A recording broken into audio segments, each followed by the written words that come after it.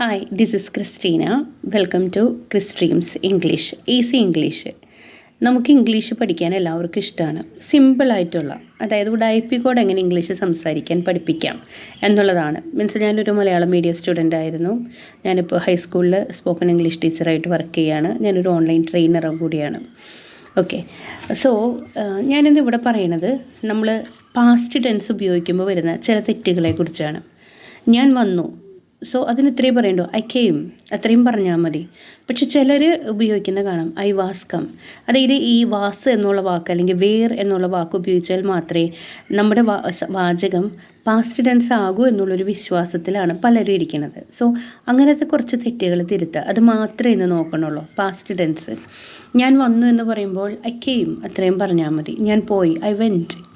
അപ്പോൾ നമ്മളിവിടെ ശ്രദ്ധിക്കേണ്ട ഒരു കാര്യം, ഏതാണോ നമ്മൾ അവിടുത്തെ ആക്ഷൻ വേർബ്, അതായത് ഇവിടെ വരുന്നത് കം എന്നുള്ളതാണ്. കം വരിക, വരുന്നു.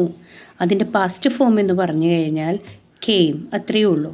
സോ ഐ കെയിം എന്ന് പറഞ്ഞാൽ വന്നു. ഐ ഗോ എന്ന് പറഞ്ഞാൽ ഞാൻ പോകുന്നു എന്നാണ്, ഞാൻ പോവുകയാണ് എന്നാണ് അർത്ഥം. പക്ഷേ ഐ വെൻറ്റ് എന്ന് പറഞ്ഞാൽ ഗോ എന്നുള്ള വേർഡിൻ്റെ പാസ്റ്റ് ഫോമാണ് വെൻറ്റ്. ആ വെൻറ്റ് എന്നുള്ള വാക്ക് അവിടെ ഉപയോഗിച്ച് കഴിയുമ്പോൾ ഞാൻ പോയി എന്നുള്ള അർത്ഥം കിട്ടി. ഇനി അത് എക്സാക്റ്റ് ആയിട്ട് പറയുകയാണെങ്കിൽ I went to Chalakudy yesterday evening.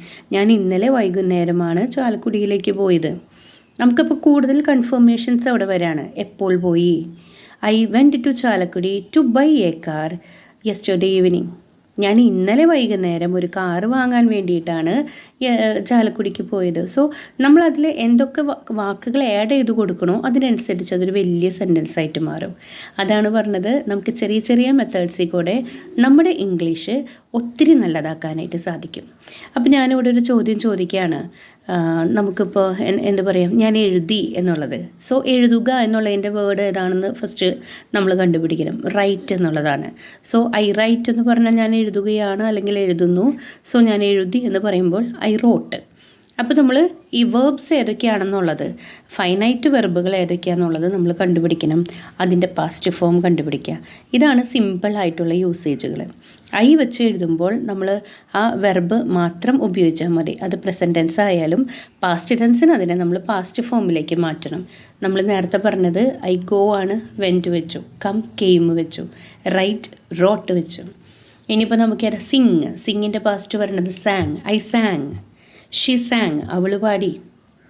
They San, അവർ പാടി.